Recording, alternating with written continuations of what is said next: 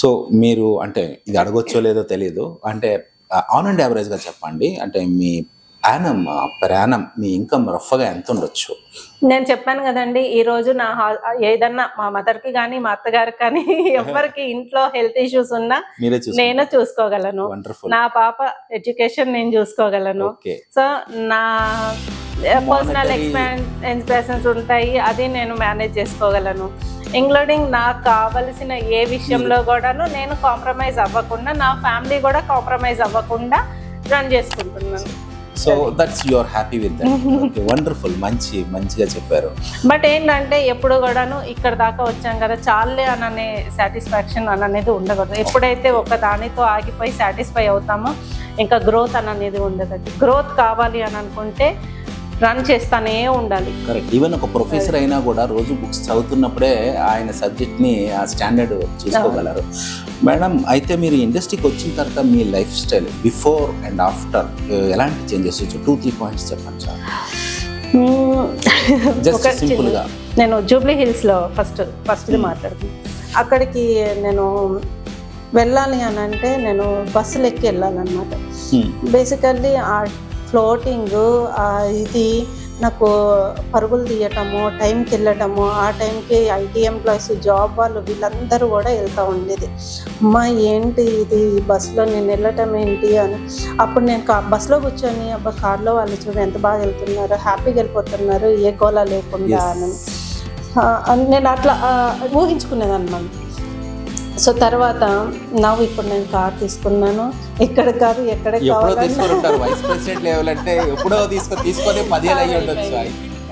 And ఇంకొక example చెప్తాను. మేము బిఫోర్ మ్యారేజ్ అనమాట రెంటల్ హౌస్లో ఉండేది మా పేరెంట్స్ ఊర్లో కూడా. మా ఫాదర్ ఎక్స్పైర్ అయిన టైంకి కూడాను మేము రెంట్ హౌస్లోనే ఉన్నాము. బట్ అంటే ఎక్స్పైర్ అయిన మనిషిని తీసుకొని వెళ్ళి ఆ ఇంట్లో పెట్టాలంటే కొన్ని ఓనర్స్ కొంతమంది ఒప్పుకుంటారు, ఒప్పుకోరు. మేము ఇక్కడ నుంచి మా ఫాదర్ని తీసుకొని వెళ్తున్న దారి పొడుగుతా నాకు ఓనర్ ఏమంటాడు టెన్షన్ అనమాట. ఇట్లాంటి అరే ఏం చేయాలి నాకు ఒకవైపు మా నాన్నది చూస్తే బాధేస్తుంది, అక్కడ వెళ్ళిన తర్వాత ఏమవుతుంది ఓనర్. మేము కాంటాక్ట్ చేస్తున్నాం ఓనర్కి, మరి ఏమంటారండి, దాని తర్వాత వేరే ఆల్టర్నేట్ ఆలోచించాలి కదా అని చెప్పేసి. బట్ ఆయన రెస్పాండ్ కాదు. మిడ్-నైట్ అంటే 3 o'clock 4 o'clock టైం అనమాట, ఎర్లీ మార్నింగ్. ఆయన మేము ఖమ్మం రీచ్ అయ్యేటప్పటికి కాల్ చేసి ఏంటండి ఎన్నిసార్లు కాల్ చేశారంటే ఇట్లా జరిగిందండి మరి అంటే. బట్ థ్యాంక్ గాడ్ ఆయన చాలా మంచి మనిషి. అసలు ఇట్లాంటి పరిస్థితులు ప్రతి వాళ్ళకి వస్తాయండి, మీరు 1% కూడా మీరు నాకు ఫోన్ చేసి అడగాల్సిన విషయమే కాదు ఇది. మీరు మీ పనులన్నీ కానిచ్చుకోండి మా ఇంట్లో నుంచే, అది మా ఇల్లు కాదు మీ ఇల్లు అనుకొని కానిచ్చుకోండి అని అనేసాను. బట్ ఆ రోజు నేను పడ్డ టెన్షన్ తర్వాత మళ్ళీ లైఫ్లో ఎప్పుడు రాకూడదు అని అనుకున్నాను, నిర్ణయించేసుకున్నాను నేను. బట్ ఇమ్మీడియట్గా ఇంకా వర్క్ అనేది ఇంకా పెంచుకున్నాను.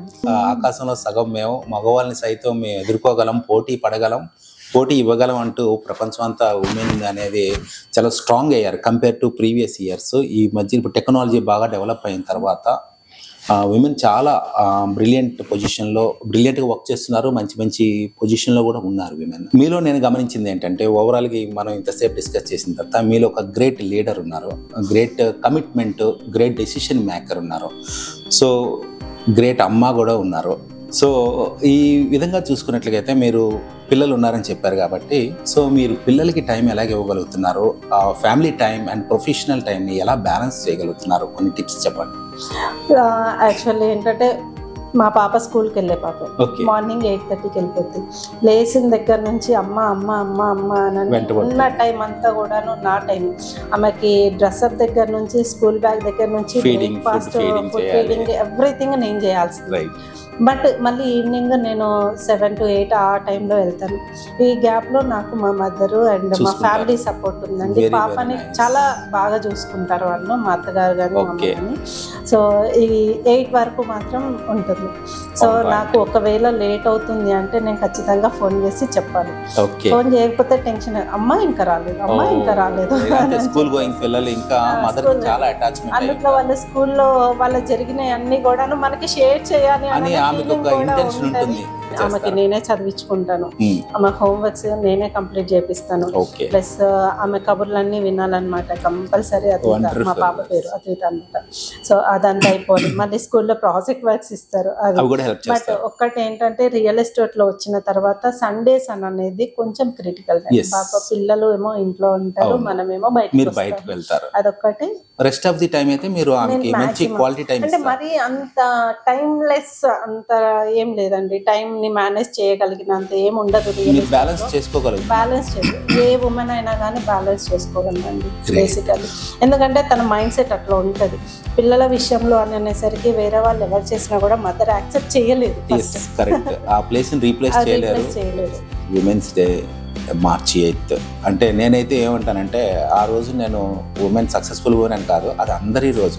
ఇప్పుడు సక్సెస్ అయిన మీరే కాదు, ఇంట్లో ఒక చిన్న కుటుంబం, ఒక రోజు కూలీగా పనిచేసిన ప్రతి విమెన్ కూడా సక్సెస్ఫుల్ ఉమెనే నా దృష్టిలో. ఇప్పుడు మీరంటే ఒక వైస్ ప్రెసిడెంట్ లెవెల్లో ఉన్నారు, కొంతమంది ఉన్నారు వాళ్ళకు ఉన్న దాంట్లో పిల్లలకి ఏదో ఒకటి చేసి పెట్టాలని, వాళ్ళకి బెస్ట్ ఇవ్వాలని ప్రతి మదర్ అనుకుంటుంది. ఈవెన్ ఆ రోజుకి ఒక 100 రూపీస్ సంపాదించిన ఒక విమెన్ అయినా కూడా, ఒక పూర్ విమెన్ అయినా కూడా బెస్ట్ ఇవ్వాలనుకుంటుంది. సో ఇంటికి వెళ్తూ ఏదో ఒకటి తీసుకువెళ్ళాలి, పిల్లలకి వాళ్ళ కళ్ళల్లో ఆనందం చూడాలి అని వాళ్ళు అడిగింది నేను చేసి పెట్టాలి అనే ఒక ఇంటెన్షన్ తోటి వెళ్ళిపోతారు అనమాట. వాళ్ళు హ్యాపీగా అనిపించేసి. సో ఆ విధంగా చూసుకుంటే అందరూ కూడా సక్సెస్ఫుల్ ఉమెన్. అయితే ముఖ్యంగా మిమ్మల్ని ఇంటర్వ్యూ చేయడం గల కారణం ఏంటంటే మీరు చాలా జర్నీ చేశారు. మనం అనుకున్నట్టుగా బిగినింగ్ స్మాల్ పొజిషన్ నుండి ఈ పొజిషన్కి వచ్చారు. So very very happy. After 5 years మీకు ఏమైనా గోల్ ఉందా? అంటే నేను ఈ పొజిషన్లో ఉండాలి. ఇప్పుడు మీరు ఆ రోజు అనుకున్నారు, ఒక నాన్ టీచింగ్ స్టాఫ్లో ఉన్న వ్యక్తి నేను ఒక మంచిగా ఎంపవర్డ్ అవ్వాలి, నేను ఫినాన్షియల్గా స్ట్రాంగ్ ఉండాలి అని ఆ రోజు అనుకున్నారు. కాబట్టి ఈరోజు ఈ సీట్లో, ఈ బిల్డింగ్లో, ఈ పొజిషన్లో ఉన్నారు. సో ఈరోజు ఏమనుకుంటున్నారు? నాకు మీరు అడిగిన క్వశ్చన్ నాకు బాగా అర్థమైందండి, అండ్ నాకు కూడా హ్యాపీ.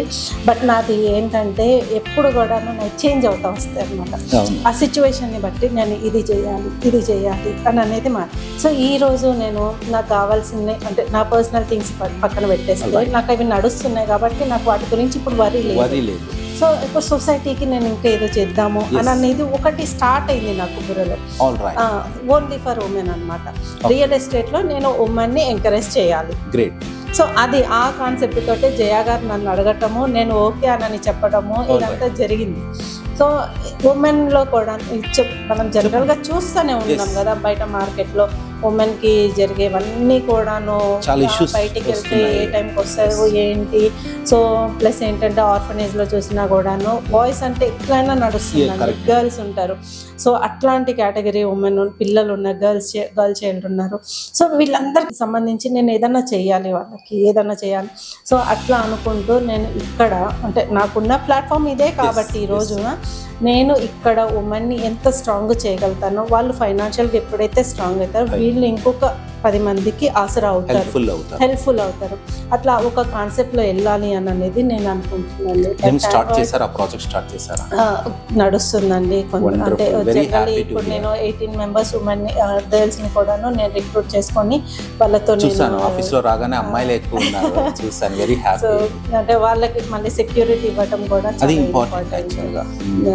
డిఫరెంట్ లొకేషన్స్ లో వాళ్ళు విజిట్ చేయాల్సి ఉంటుంది కాబట్టి బేసికల్లీ ఏంటంటే వాళ్ళకి ఇంట్రెస్ట్ ఉంది మేము వెళ్ళగలము అని అంటే మనం పంపిస్తాము. లేదు నేను ఆఫీస్లో చేసుకుంటాను అని అంటే ఇక్కడ కూర్చొని చేస్తారు.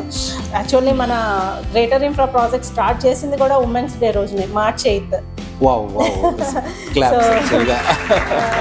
నాకు కూడా మన చైర్మన్ సార్ చూసుకున్నా కూడాను ఉమెన్కి బాగా సపోర్ట్ చేస్తారు. ప్లస్ గవర్నమెంట్ స్కూల్స్ ఉన్నాయి కదా, గవర్నమెంట్ స్కూల్స్లో పిల్లలకి బుక్స్ ఇట్లాంటి డిస్ట్రిబ్యూట్ చేయడము, ప్లస్ ఎవరైనా అంటే ఫైనాన్షియల్గా స్ట్రాంగ్ లేరు బట్ మంచిగా చదివే పిల్లలు ఉన్నారు వాళ్ళకి మెరిట్ పిల్లలు వాళ్ళకి సపోర్ట్ చేయడము, ప్లస్ ఇంకా ఊర్లో చూస్తే రైతులు బాగా ఇబ్బంది పడుతూ ఉంటారు సిచ్యువేషన్స్ క్లైమేట్ ని బట్టి. సో వాళ్ళకి 365 days స్ట్రగుల్స్ అనే చెప్పాలి, వాళ్ళకి సపోర్ట్ చేస్తూ వస్తారు.